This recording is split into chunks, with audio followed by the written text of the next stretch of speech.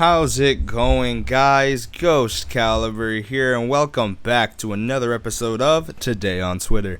Now, it seems like Twitter today has blessed me with the greatest in leftist cringe.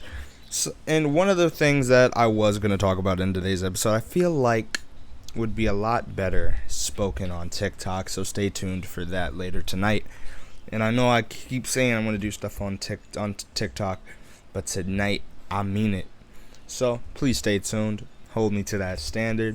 Now, if y'all want to see what I'm going to be responding to, follow me on Twitter at J_clown, spelled with a K.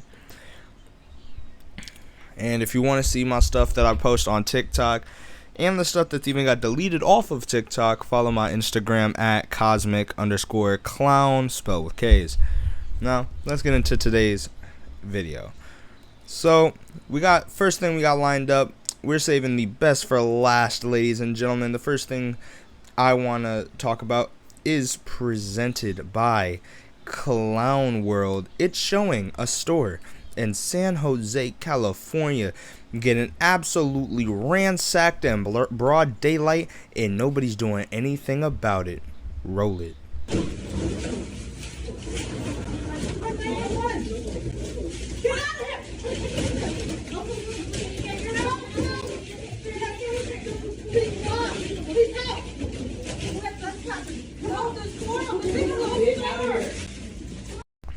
Absolutely tragic. Now, let's look at some of these comments here. And, it's funny how this, they're saying that this is they've turned into a GTA city. I'm gonna be honest, looking at this, and I feel like with how California is, if you all didn't know, California has this thing where they are light on crime. So, say you do a crime, you'll be giving a court date and you won't go to jail. So that pretty much discourages people from even calling the police in the first place. Because if you know that the person you're calling the police on is just going to be let out the same day if the police catch them, then what's the point of even calling them in the first place? They're not facing any type of punishment or repercussions. Now,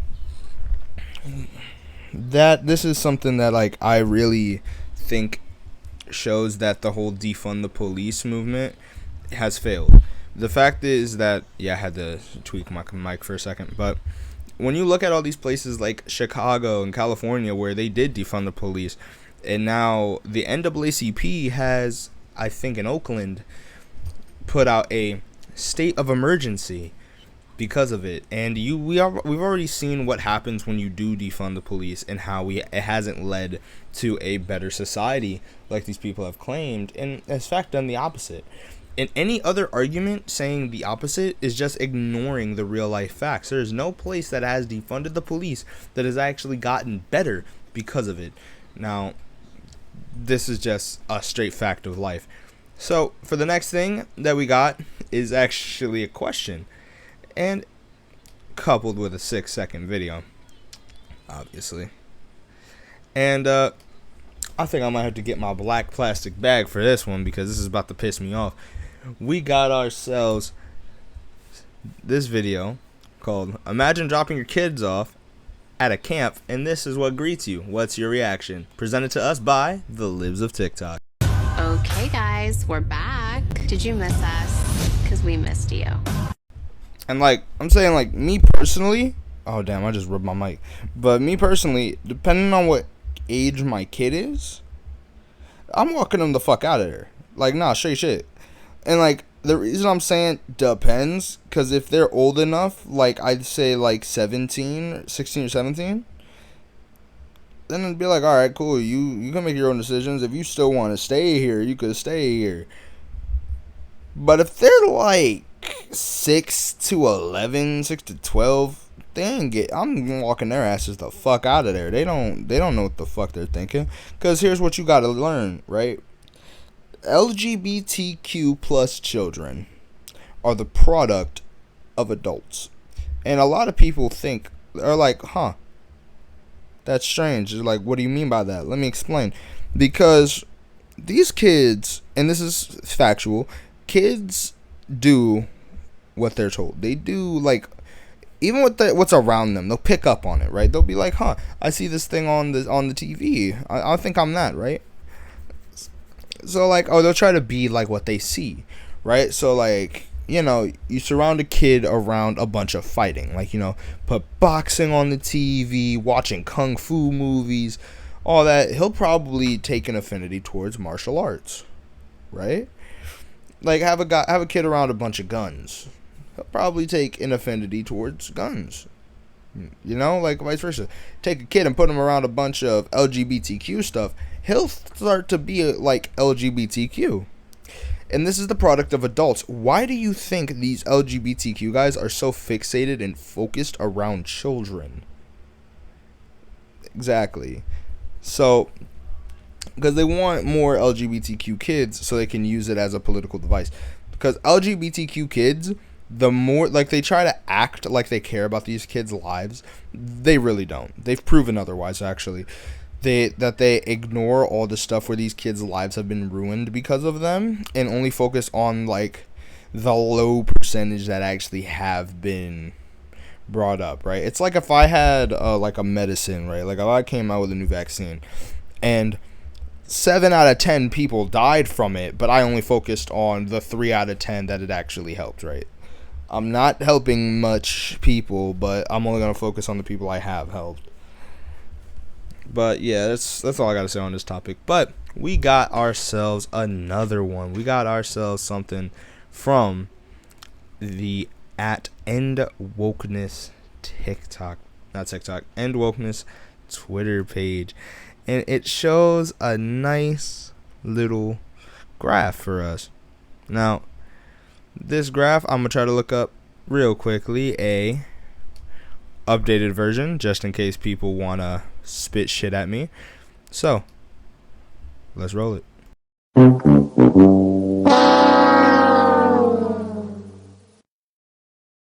So yeah, I tried looking and I couldn't find a more relevant graph that shows this. So yeah, we're gonna have to take this and probably like look at it.